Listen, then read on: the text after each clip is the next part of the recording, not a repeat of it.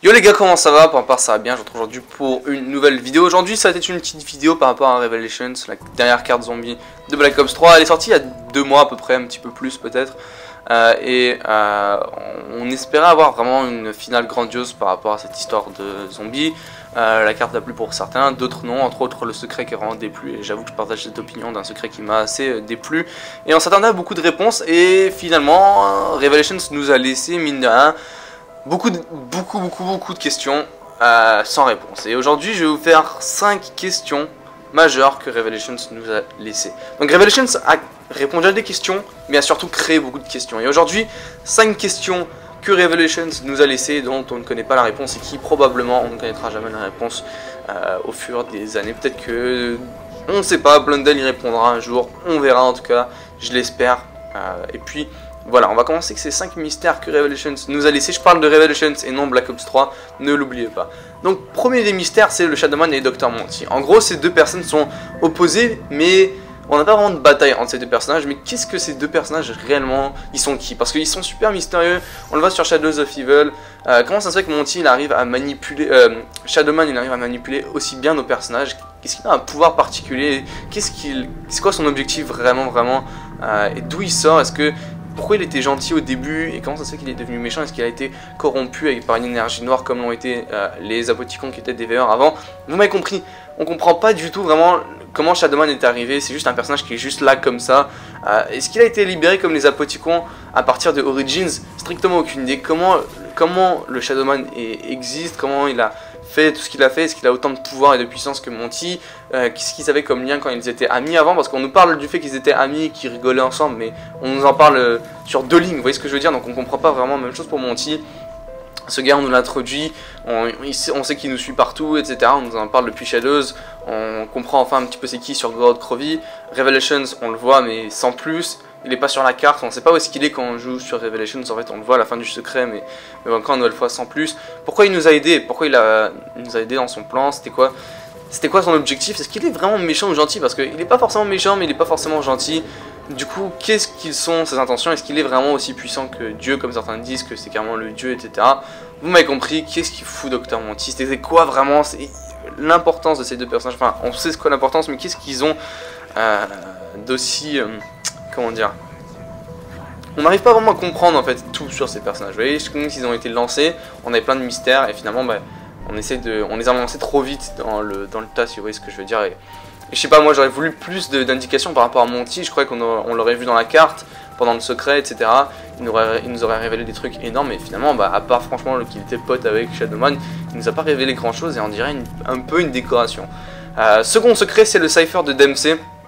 Donc on n'a pas décodé tous les cyphers, mais le cypher de Dempsey reste une énorme question, parce que ce cypher en gros, c'est Dempsey qui est dans une situation totalement opposée à celle de Revelations, et on n'arrive pas vraiment à comprendre pourquoi il dit ça. Donc dans le cypher où le code se codait, Dempsey il dit que en gros il est avec les enfants cachés à un endroit que Monty ne doit pas être au courant, et tous les autres de son équipe sont morts. Donc c'est pas du tout ce qui se passe dans Revelations, on est d'accord. On reconstitue des ossements un petit peu perdus partout, ce qui est un petit peu stupide. Les ossements de Sophia. Et puis voilà. Et Dempsey, là il nous parle dans ce code comme quoi il est dans la merde, tout le monde est mort. Alors que sur Revelations, il n'y a personne qui meurt. Et on comprend pas vraiment d'où ce cypher sort. Est-ce que c'est comme un troll? Qu'est-ce qu'il veut dire ce cypher? On comprend vraiment pas. C'est quoi son intérêt? Il n'y a aucune liaison. Dempsey est en vie comme tous les autres personnages. Il n'est pas dans un endroit caché, il est avec son équipe.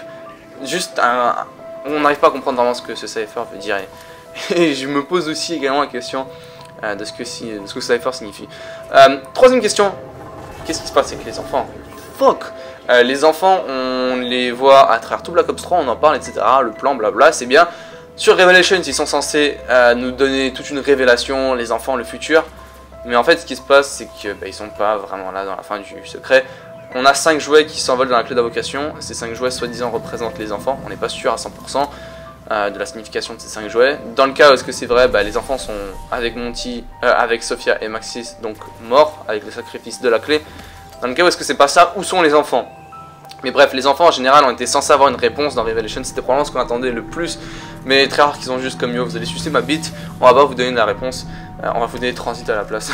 Et on arrive sur Revelations et on sait même pas c'est quoi le plan, on sait pas pourquoi les enfants étaient dans ce monde, on comprend rien du tout. que dalle, que dalle, que dalle. Peut-être que dans un cypher futur de Revelations, parce qu'ils n'ont pas tous été décodés, on va peut-être le savoir, en tout cas j'espère, parce qu'on est juste là avec les enfants qui sont soi-disant tout ce qui se passe dans le zombie de Black Ops 3, qui est le cœur de cette histoire, bah on sait même pas qu'est-ce qui est foot, et c'est un petit peu décevant ce que Treyarch a fait avec les enfants, honnêtement je vais pas vous mentir. Quatrième position, je voulais en faire une vidéo entière dessus, je sais pas si je le ferai ou pas, c'est Peter McCain, ce personnage qu'on a vu, que Treyarch a fait quelque chose de vraiment bizarre avec, je trouve, qu'ils l'ont réintroduit dans la storyline. C'est un personnage de World at War ou de Black Ops 1 en fonction des remakes de World at War qui sont revenus sur Black Ops 1, donc Shinonuma, Deriz, etc., Verrucht. Et puis ce gars est revenu sur Black Ops 3 à travers Der Eisendrache. On n'avait pas entendu parler sur Black Ops 1 ou Black Ops 2 particulièrement. Et puis sur Black Ops 3 il revient à travers un cypher sur Der Eisendrache. Génial, ok on nous en parle. Je croyais qu'il allait pas revenir sur Zetsubu no Shima et un autre cypher il me semble le concernant. Donc il est forcément un petit peu impliqué dans ce qui se passe. Dragon Mark 3, blablabla, vous m'avez compris. Dans la cinématique d'introduction de Gorod Krovi, Peter McCain est là avec nos personnages. Nos personnages, ils le connaissent pas, on dirait. Ils parlent pas de Peter McCain, il est juste là, endormi, on dirait, ou peut-être qu'il est. Je sais pas vraiment ce qu'il est en fait. Nos personnages s'attachent à son parachute, tout le monde tombe sur Gorod Krovi et Peter McCain n'est pas sur la carte. Comment dire, son parachute n'est pas non plus sur la map. Bref, il est pas là. Total what the fuck. Tout le monde s'est posé plein de questions. Ok, peut-être qu'on va le revoir sur Revelations. Revelations arrive, on le revoit.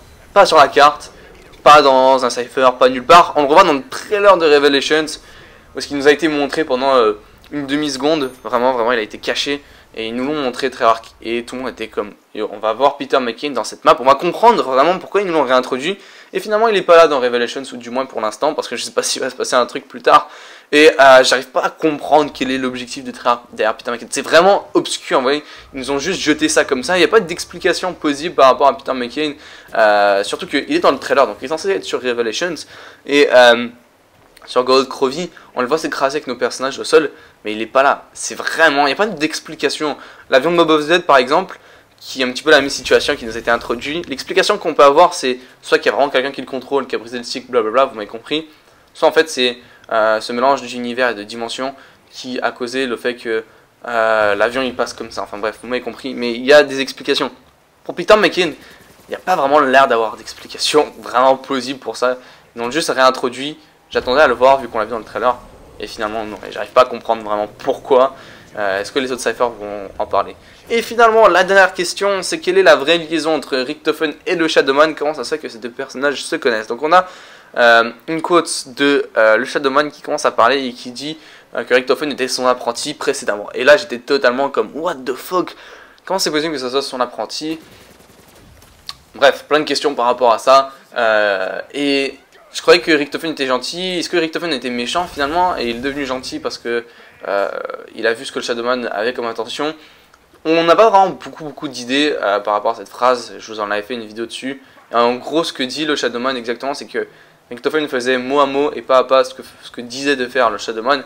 Et que le Shadowman était le boss ou... Enfin bref, le Richtofen était l'apprenti du Shadowman. Et on ne s'est pas vraiment posé plus de questions, mais mine de rien, c'est quand même énorme. Ça veut dire que Richtofen à un certain moment était forcément du côté obscur, entre guillemets, vu que le Shadowman l'est, et était possiblement méchant à un certain moment et a juste décidé de changer d'avis. Qu'est-ce qui a fait que Richtofen a changé d'avis? Parce que si Richtofen était du côté du Shadowman à un certain moment, c'était que le Shadowman était forcément méchant et donc Richtofen était également méchant. Et qu'est-ce qui s'est passé pour que Richtofen devienne gentil, je sais pas s'il est forcément gentil, hein, c'est assez particulier sa situation, mais aussi pour une autre vidéo.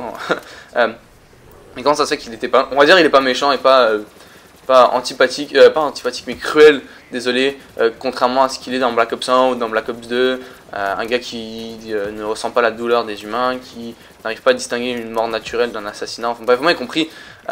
Comment ça se fait tout ça? Est-ce qu'il y avait une autre liaison secrète entre les autres personnages? Parce que, est-ce que c'est le chronorium? Parce qu'on sait que Richtofen a obtenu le chronorium à un certain moment.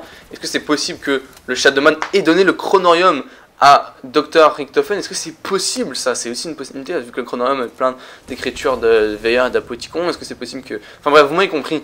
Plein de questions qui se posent. Et plus au-dessus de tout ça, dans cette même question, Richtofen a dit qu'il avait fait une promesse à quelqu'un. Et la promesse qu'il a faite, c'était au Shadowman, à cette même personne, qu'il n'a pas tenu cette promesse. Donc on ne sait pas vraiment c'est quoi la promesse. Richtofen a trahi le Shadowman. Pourquoi? Comment? Pourquoi ils étaient apprentis? Enfin bref, vous m'avez compris. Tout ce paquet de questions. J'espère qu'un des cyphers va nous en parler un petit peu plus, franchement. de ce qui est la réelle liaison entre ces personnages. Et bah voilà, enfin bref, vous m'avez compris. Gros mystère total. Voilà les gars, j'espère que la vidéo vous aura plu. Si c'est le cas, vous pouvez lâcher un pouce vert, me donner votre avis dans l'espace des commentaires. Merci beaucoup d'avoir regardé. Sur ce, n'hésitez pas à me dire ce que vous en pensez dans l'espace des commentaires. Moi je vous dis ciao les gars, je vous retrouve vite pour d'autres vidéos. Peace.